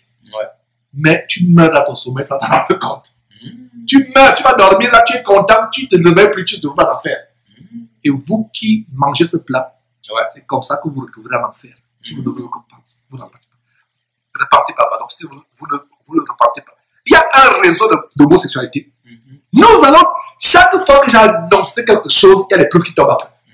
Et il y a un réseau d'homosexuels. Ce n'est pas seulement jouer tatou. Ils sont entre eux. Quand tu vois, ils vont ils ont les week-ends de Pâques, etc. C'est le mot. Ils s'entrecouchent entre eux, tous ces hommes que tu vois là. Tous ces hommes, je le dis avec une colère tellement que c'est tous ces gens. Abidjan, les gens à Abidjan. On a déjà les preuves. Il y a des, où moi je te parle, j'ai déjà les documents qui l'entassent petit à petit sur Rawafo. On attend le feu vert de Dieu. Les gens en parlent. Il y a tout un réseau d'homosexualité. C'est là où ils prennent le pouvoir. Parce que il y a mon pasteur nigérien qui a écrit un article, j'ai perdu cet article, qui disait que tous ces pasteurs francophones ou anglophones, ils ont suivi l'évangile qui vient des États-Unis. Ils ont des cercles occultes où tu vas être célèbre, on te donne une onction. Tu vois, je te parlais avant, hors caméra, avant qu'on commence l'enregistrement, que il y a un Nigérian qui est mort, il ne pouvait plus supporter de coucher avec les sirènes tous les soirs. Qui sort de l'eau, qui couche avec... parce qu'une sirène apparaît de l'eau spirituelle, parce qu'un démon peut prendre toutes les formes. Ça apparaît comme une belle femme. Et pendant l'acte sexuel, c'est soit un ver de terre géant avec 1000 têtes qui s'enveloppent autour de toi. Tu peux plus supporter. Parce que la sirène est venue sortir. Maintenant, c'est un 1000 pas géant qui t'a enroulé le corps. Voilà. Tu ne peux plus. Donc, il ne peut plus supporter. Il a fait une longue lettre à un soi-disant homme de Dieu qui devait venir le délivrer. Et la veille du rendez-vous, il est mort accident de circulation. L'homme de Dieu qui devait aller le délivrer, aller là-bas, la femme dit qu'il est décédé hier accident de circulation. Oh là là. Le monsieur dit voilà la lettre qu'il m'a laissée. La femme dit je suis au courant. Moi, j'étais déjà sorti de ce système-là parce que dans ma tête, je savais que mon mari faisait des mauvaises choses. Ces femmes de pasteurs-là voient des choses terribles, mais elles ne peuvent pas partir de la cause de quoi? Elle n'aura plus son Michael Kors, Louis Vuitton, les sous-vêtements, les légéries sous-vêtements, Victoria's Secret. Elle ne pourra plus avoir ça. Les grandes tenues, les grandes toilettes, les grandes coiffures. Voilà, c'est ça. Là qui sont en plein dedans avec leur mari. Donc, ils sont en plein dedans avec leur mari. Qui ont même le pouvoir plus que leur mari. Qui ont le pouvoir plus que leur mari, merci Angèle. Et pendant que le mari sort avec les hommes, les jeunes garçons, elle aussi, il y a Olivier Bonny est venu rendre visite à Edilon, à Nanterre. Olivier Bonny de Côte d'Ivoire est venu rendre visite à Edilon, à Nanterre. Edilon est mort de comment? Sida. Il sodomisait les jeunes garçons dans son église, on l'a attrapé. Oh là là. Il sodomisait les jeunes garçons dans son église. Quand des personnes ivoiriennes en groupe viennent rencontrer, qu'est-ce qui va se passer? Il ne faut pas l'onction, n'est-ce pas? L'onction va se passer comment? Non, restez tranquille. Restez tranquille. Restez tranquille. Nous allons. Si vous êtes honnête, vos grands pasteurs là, Castanou, Mamadou Karambiri, c'est l'homosexualité. Les femmes là, c'est pour voir les yeux. Et ces femmes là aussi, quand le mari est à gauche, elle aussi va à droite. Elle aussi couche soit avec les autres femmes, soit couche avec d'autres. Les hommes, les jeunes là, elle voit le jeune là, peut-être le jeune batteur là, c'est avec son chignon long. Ils ont même une nouvelle maintenant, tu es élu. Voilà. C'est dans le reste des gens qu'on va t'élire pour être la femme d'un parent homme. Tout à fait. A des affiliations avec eux. Angèle est. Pas n'importe qui est. Angèle est hors caméra, mais Angèle a raconté des choses vraiment terribles qui se passent ici, même à Houston. C'est la première fois que je rencontre Angèle. Même à Houston, des choses terribles. Comment un pasteur avait son église, c'était un harem. Il avait des jouets sexuels. À 2h du matin, il appelle telle sœur aujourd'hui. L'autre jour, à 2h du matin ou 3h du matin, il appelle seulement viens me rejoindre. Marié comme non marié. Vierge comme célibat. C'est terrible. C'est très grave. Donc, quand nous dénonçons ces choses, donc, toi, tu me parles de Masolo Tunasi. Masolo Tunasi, c'est notre cible numéro. Il va suivre cette vidéo, il comprendra que nous sommes sur lui. Ouais. C'est notre cible numéro 1 sur Jésus-Christ TV. Numéro 1, parce que le plus dangereux, n'oublie pas le plat. Il sent bon, mais qui a une goutte cachée. C'est Masolo qui l'a dit. Camille Makoso, oh là là. Même un fou qui passe dans le pas de savoir que ça c'est mon collègue fou. Lui c'est un plat de caca. Ouais. Avec les excréments, permettez-moi l'expression. C'est ça, Camille Makoso. Mais Masolo, tu l'as su, c'est pas cela. Il y a le raffinement. Le plat est en or. Le plat est merveilleux. Le repas sent bon. Le repas agréable à l'œil. Qu'est-ce qui s'est passé avec Adam et Ève? Elle me dit que le fruit était comment? Ouais. Bon à voir et agréable à quoi? Ouais. À la vue. Bon à voir et agréable à la vue. Oui. Bon à manger, n'est-ce pas? Ouais, c'est ça. Il y avait quoi à l'intérieur du fruit? N'est-ce pas le poison? Ouais. D'abord, Ouais. c'est Masolo qui l'a dit. Est-ce que tu es convaincu de ce que je viens de te dire là? Ah, en tout cas, je suis convaincu. Parce que si tu es convaincu, d'autres personnes vont être convaincues. Ne dis pas ça pour faire plaisir. Parce que tu es convaincu devant Dieu. Ouais. Parce que non, nous sommes là. On va les dénoncer. Je vous assure que notre combat, Ouais. je donne un peu les secrets de Jésus-Christ TV. Le combat, c'est exposer l'homosexualité. Nos chaînes YouTube ont été fermées à plusieurs reprises. YouTube et Facebook à plusieurs reprises à cause de quoi? L'homosexualité. Tu as une chaîne qui a 200 000 abonnés. La chaîne se ferme. Est-ce que je t'ai parlé de Charles Souba une fois? Lui, Parce que je l'ai entendu hier sur tirer dessus aussi des gars. non, tu l'as entendu hier sur Jésus-Christ TV même sur ta chaîne à lui. Non, non, non, on a dénoncé. Lui-même, c'est Charles Souba. Lui-même, Charles Souba, c'est le genre de. C'est le plat d'excréments. Quand tu le vois, tu sais que c'est Ouais. quelqu'un qui vend les mouchoirs. Un chrétien qui te vend les mouchoirs, là, les huiles, etc. Tu sais que c'est une info. Non, non. Parlant de Charles Souba, Ouais. quelqu'un m'a appelé il y a quelques semaines ou quelques mois environ. Quelques mois, pas quelques semaines, quelques mois. Ouais. Pour dénoncer, et c'était la trappeur de Charles Souba. Ouais. La trappeur, ça dit quand il fait sa sorcellerie là. Ouais. Et quand on dit docteur et chose, on a dénoncé quelqu'un qui a abandonné femme et femme pour épouser une Nigériane. Et la Bible interne, voilà, l'adultère, parce que qu'est-ce que Jésus dit? Ouais. Si tu divorces ta femme, tu maries une autre femme, c'est quoi? C'est l'adultère. C'est l'adultère. Donc c'est pour ça que dès que tu as son mari, comme c'est le plat de nourriture d'excréments, quand tu vas à distance, tu t'éloignes. Si tu t'éloignes rapidement, ça dit que. Voilà. Donc, il y a quelques jours, quelques semaines, pourquoi dire quelques jours, quelques mois, pardon, quelques mois, son attrapeur Ouais.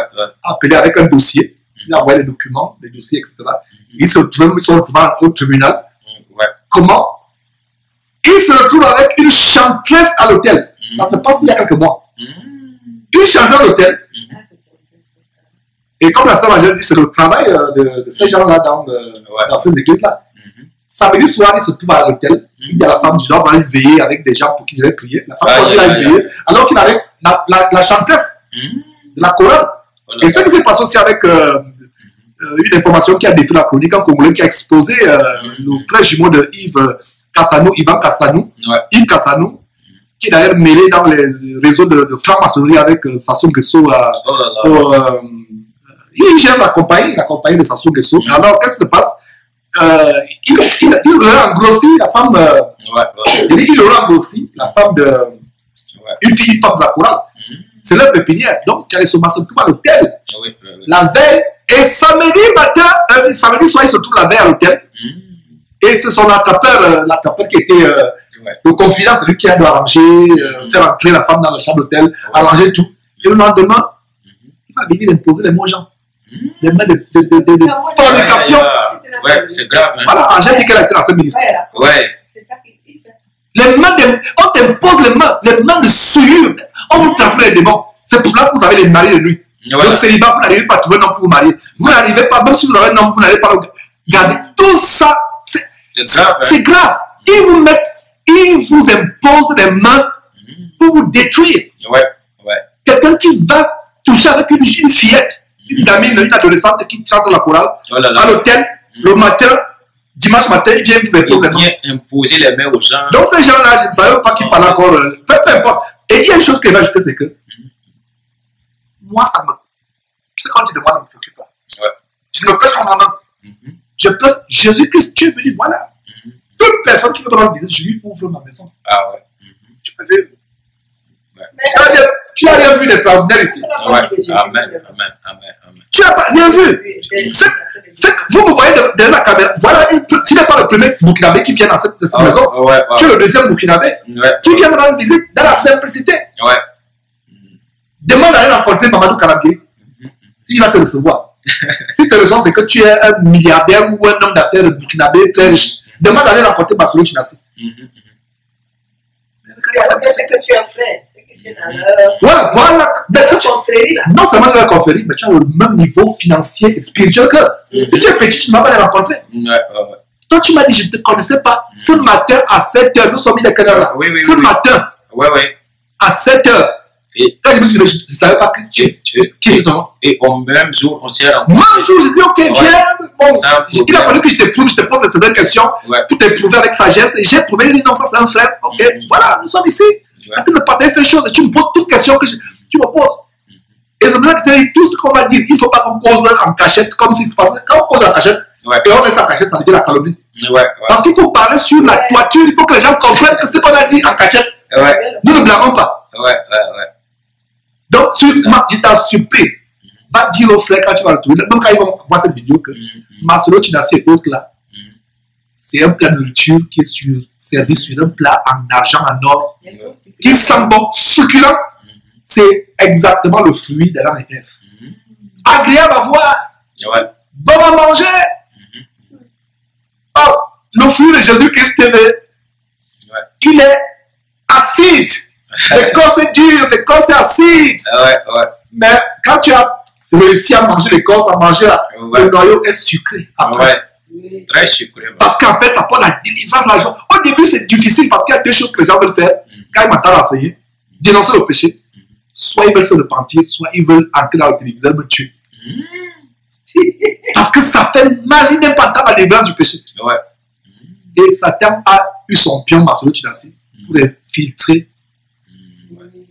Je ne sais pas si ça va encore nous permettre d'arrêter quelques minutes. Je ne sais pas s'il y a une dernière grande question que tu aurais voulu évoquer. Oui, ma dernière question, c'est concernant le ministère de la femme. Bon, peut-être que madame est là, peut-être qu'elle ne sera pas contente avec nous. Parce que aujourd'hui, on voit de partout, il y a des femmes qui ouvrent des églises, il y a des femmes leaders, il y a des femmes qui sont des fondatrices de dénominations. Bon, qu'en pense Georges concernant le ministère de la femme? Je vais corriger ce que Georges ce qu'en pense Georges n'a pas d'importance. Que Dieu la Bible. Tu es venu en disant dans notre pays ici. En anglais, ils disent chapter and verse. Chapitre et verset. Ce que Georges pense n'a pas d'importance. Ce que tu penses n'a pas d'importance. Ce que le grand archibishop pense, ce que Dieu pense. Qu'est-ce que Dieu pense la Bible? Une femme qui enseigne la parole de Dieu est inspirée par Satan. Point très. Ça, c'est même une question facile. Il y a même eu des vidéos là-dessus. 1 Timothée chapitre 3. 1 Timothée chapitre 2. Que les femmes, je ne permets pas la femme d'enseigner ou de prendre l'autorité chez les hommes. 1 Corinthiens chapitre 14, Dieu interdit par le Saint-Esprit à la femme d'enseigner. Jésus interdit à Apocalypse chapitre 2 à Jésus blâmant une église. Ce que j'ai contre vous, vous laissez cette femme remplie de l'esprit de Jézabel enseigner et séduire une femme qui enseigne. La première femme à enseigner la parole de Dieu dans le monde entier s'appelle Antonetta Brown, une américaine. C'était en 1850 avec le mouvement des suffragettes, des femmes qui s'émancipaient, qui avaient le droit de voter. Parce qu'avant, la femme ne votait pas. Donc, les suffragettes, c'était ce groupe de femmes qui se sont émancipées avec le phénomène de la révolution industrielle, le boom des produits cosmétiques. Les femmes pouvaient maintenant mettre les pantalons, etc. Les femmes pouvaient s'émanciper, fumer, être comme les hommes. Il y a un mouvement qui revendiquait le droit de vote, on les appelle les suffragettes. Donc, c'est dans cette mouvance-là que la première femme à enseigner s'appelle Antonetta Brown. 1850, Jésus-Christ, l'église Jésus-Christ, c'est on peut dire l'an 100. Donc, environ 2000 ans après qu'une première femme est pasteur. Et la première femme africaine à être pasteur, ça se passe en 1983, une Kenyane. Africaine. Donc, une femme ne peut pas être pasteur. Une femme ne peut pas avoir un ministère de pasteur. Les gens m'ont parlé, et justement, l'émission en direct, question-réponse. Quelqu'un pose cette question. J'ai développé une émission, on a une émission mensuelle où les gens peuvent appeler à travers le monde en Afrique. Une émission. Voilà. Donc, quelqu'un pose cette question. Les gens vont dire que Déborah était juge. Un juge ne va pas dans le temple pour ouvrir la Torah et commencer à enseigner. Un juge fait quoi? Il règle les litiges. Vous avez des problèmes de terrain. Vous savez, comme Salomon a réglé le problème de deux femmes qui se disputaient l'enfant. C'est ça un juge. La femme samaritaine, parce qu'on parle l'exemple de Déborah, on parle l'exemple de la femme samaritaine dans Jean chapitre 4. La femme samaritaine est partie poser une question aux gens. Elle n'est pas partie évangéliser. Elle a dit, je viens de rencontrer un homme qui me dit que j'ai eu près de 5 maris. Ne serait-il pas le Christ? Elle n'est pas allée dire que, attends, quelle est cette évangélisation où tu poses encore des questions aux gens? Donc, nous avons déjà balayé Déborah. Nous avons balayé la femme samaritaine. On parle de Marie de Magdala ou Marie de Magdalène. Je ne sais pas si je prononce la version. Voilà, anglaise ou c'est la version anglaise que je prononce. Marie de Magdala. Oh, Dieu a dit, va dire à mes frères d'aller, de me dévancer dans telle ville. Je vais les y retrouver. C'est une commission. Les gens vont dire que Jésus a dit, allez prêcher la parole de Dieu, Matthieu, la grande commission de Matthieu chapitre 28, faire de toutes les nations mes disciples. Il dit que vous avez mal lu ce verset. Ce chapitre, lisez à qui il s'adressait. Il s'adressait à ses disciples, à ses apôtres, 12 moins Judas, à 11. Il s'adresse, il est avec ses 11 apôtres. Une femme qui enseigne la parole de Dieu est inspirée par le diable. Et quiconque écoute une femme enseigner, écoute Satan. Avec une femme enseigne, il y a des chaînes de télévision là, des femmes remplies d'esprit de Jézabel. Vraiment, ça c'est même la bordellerie spirituelle. Dieu n'est pas dedans. C'est la prostitution spirituelle. Il y a des chaînes comme Kazarema, des femmes qui sont. Ça c'est des femmes qui ont la séduction. Il y a une femme que nous avons reçue de Jésus-Christ TV. Et c'est Confort qu'il avait interviewé. Elle a eu une révélation comment Dieu lui montrait qu'une femme qui prêche la parole de Dieu est comme une femme remplie de son sang menstruel. Physiquement et spirituellement. Et là, dans son rêve, il y avait des hommes qui étaient assis, des hommes de Dieu qui étaient assis dans une salle. Et elle voulait aller plutôt chez ces hommes de Dieu, être avec eux, au lieu d'aller servir, là où la femme doit servir. Et subitement, devant ces hommes, elle s'est retrouvée salie publiquement avec son sang menstruel. Une femme ne peut pas enseigner la parole de Dieu. Le rôle de la femme est auprès de son mari. Si elle est mariée, si elle n'est pas mariée, par exemple, elle est célibataire ou elle est veuve, il y a beaucoup de manières par lesquelles elle peut servir. Elle peut servir. S'occuper des jeunes femmes, s'occuper par exemple des orphelins, s'occuper des enfants. Il y a beaucoup de choses qu'une femme peut faire. Elle peut faire. Bon, non, la louange n'est pas réservée à la femme seulement. La louange, c'est pour tout le monde. Voilà. Parce que la louange, il y a aussi un problème de chorale. La chorale, là, c'est pas biblique. C'est le pape Grégoire qui a inventé la chorale. C'est pour ça qu'on parle du chant grégorien. Avant le pape Grégoire au Moyen-Âge, le Moyen-Âge, c'est peut-être 1500, 1600. Il n'y avait pas de chorale. La chorale est récente. Avec Google, nous les chrétiens africains, s'il vous plaît. Je sais que des coûts chers en Afrique. Avec vos unités, vous pouvez taper Google. D'où vient la chorale? Wikipédia va vous montrer la liste. D'où vient ceci? D'où vient le fait que les pasteurs s'habillent en col pastoral? On va vous dire. Il y a un Américain qui a écrit un livre, Frank Viola, L'Église paganisée, un livre que je recommande, qui montre l'origine des dérives dans l'Église. La Bible nous dit en Colossiens chapitre 3, verset 6, quand vous assemblez, excusez-vous, les uns ou les autres ont des cantiques, ont des chants. En Colossiens chapitre 14, verset 26, que faire lorsque vous assemblez, les uns ou les autres? Vous vous retrouvez vendredi soir, mercredi soir pour répéter les chants. Vous usurpez le rôle du Saint-Esprit. Qui vous a dit que c'est le chant là que le Saint-Esprit voulait que vous chantez dimanche? Vous vous retrouvez, vous faites votre liste, vous commencez à répéter là. Vous faites les pas de danse. C'est le problème que j'ai. Je ne coupe pas la parole. C'est le problème que j'ai dans toutes les chorales où j'ai été. Parce que tu es un instrument. Ok? C'est le Saint-Esprit qui t'utilise. Le Saint-Esprit te dit que je veux que tu chantes. Ouais. Tu arrives. Le maître de chant te dit que je veux pas cette chanson. C'est pour ça. Je n'aime pas cette chanson. Voilà. Chante plutôt celle-ci. Voilà. Est-ce que, voilà, vous ne pouvez pas regarder la caméra est focalisée sur nous. Ouais. Donc, Regardez ce qu'Angèle est en train de dire. Ouais. Et Angèle, je t'en conjure au nom de Jésus-Christ, ne mets plus pied dans cet endroit-là. Sors de là. Ne dis pas que quelqu'un ne t'a jamais parlé. Tu m'as fait ton témoignage, tu comprends, Dieu t'a montré. Comment Dieu t'a montré dans ton rêve comment les gens devaient te tuer. Et justement, le lendemain, tu as agressé. Avec le fusil, les 2 Noirs américains viennent avec les cagoules. Ouais. Donc ça veut dire que quand tu me donnes ce témoignage, j'atteste que Dieu t'aime et te montre des choses. Ouais. Et le Dieu qui t'aime là que je sers, le Père de notre Seigneur Jésus-Christ, je t'en conjure, parle de ces endroits. Coran là, ce n'est pas biblique. Nous tous, nous chantons. Ouais. Nous chantons. Si ma voix est rocailleuse, mon frère, c'est pas pour toi qu'elle chante. Je chante pour Dieu. Si ma voix ne te plaît pas, je ne chante pas pour toi, je chante pour Dieu. Je chante pour Dieu, je ne chante pas pour toi. Pierre et Silas étaient en prison. Actes chapitre 16, ils avaient chassé le démon de la femme. Pas Pierre, pardon, Paul et Silas. Oui. Ils avaient chassé l'esprit de Python d'une femme, ils sont retrouvés en prison. La nuit, ils chantaient.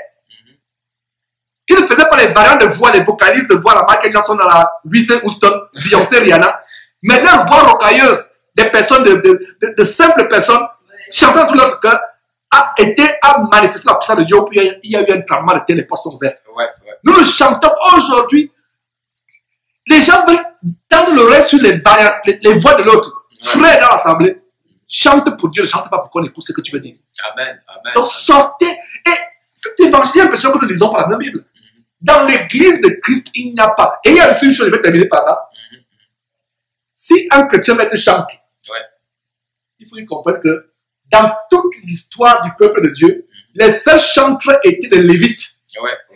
C'était les Lévites qui étaient chanteurs.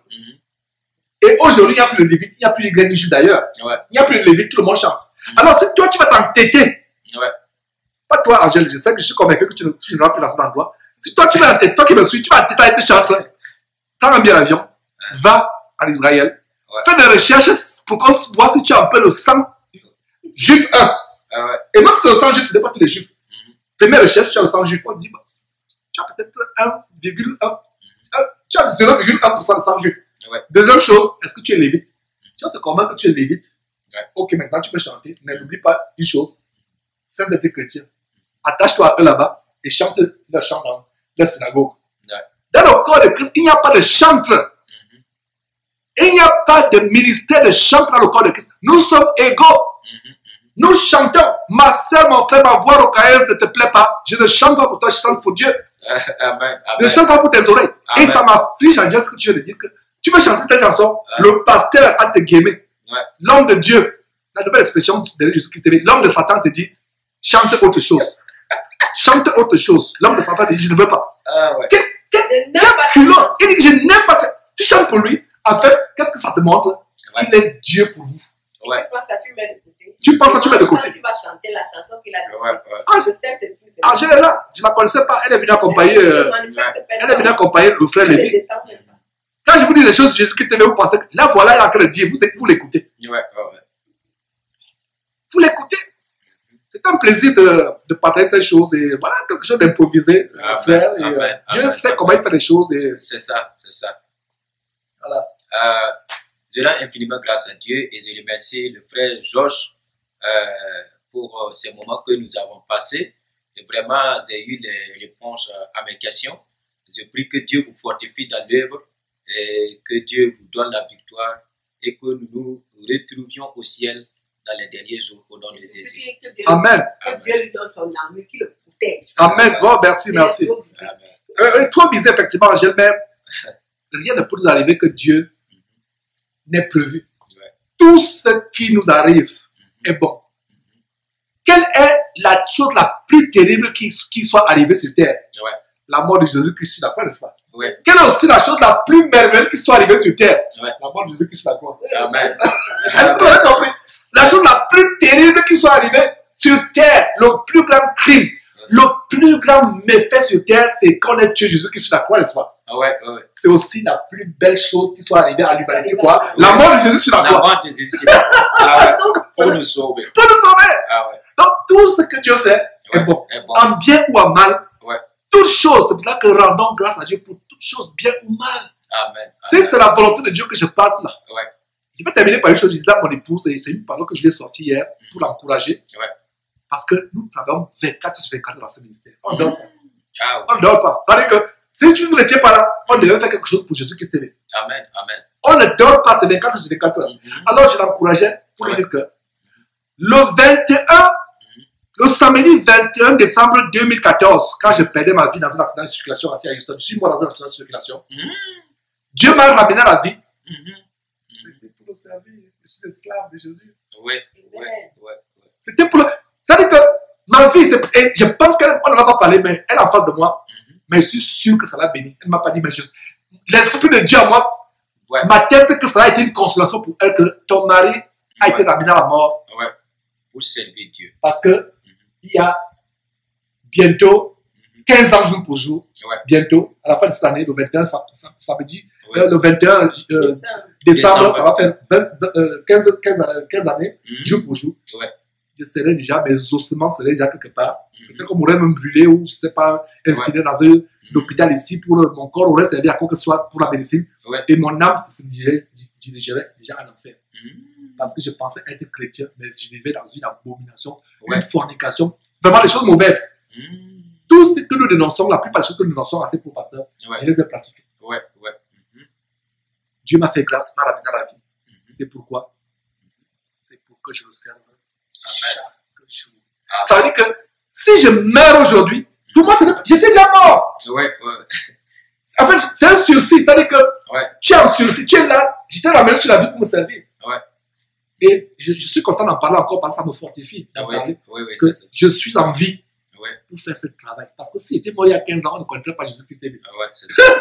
Tu ne viendrais pas de Burkina Faso pour chercher vraiment à me rencontrer. En tout cas. Tu vois? Et donc voilà, c'est frère, que Dieu vous fortifie. Amen. Ne vous fiez pas à un homme, n'admirez pas un homme, n'idolâtrez pas un homme. Masolo Tunasi, Mamadou Kalambiri et autres, n'admirez pas les hommes. Que toute votre admiration soit pour Jésus-Christ. Que tout votre amour, votre passion, soit pour Jésus-Christ. Et Jésus-Christ seul. C'est un plaisir de partager ces choses. Il y a à 7 h du matin ce matin, avant que je ne voie ton message, je pense que tu l'as envoyé hier, mais c'est ce matin que j'ai vu. Oui. Et je ne savais pas qu'on devait se voir. Voilà comment Dieu planifie les choses. Et voilà, vous connaissez la vérité vous affranchira.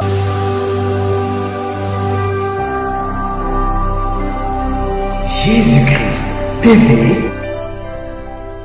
vous connaîtrez la vérité et la vérité vous affranchira.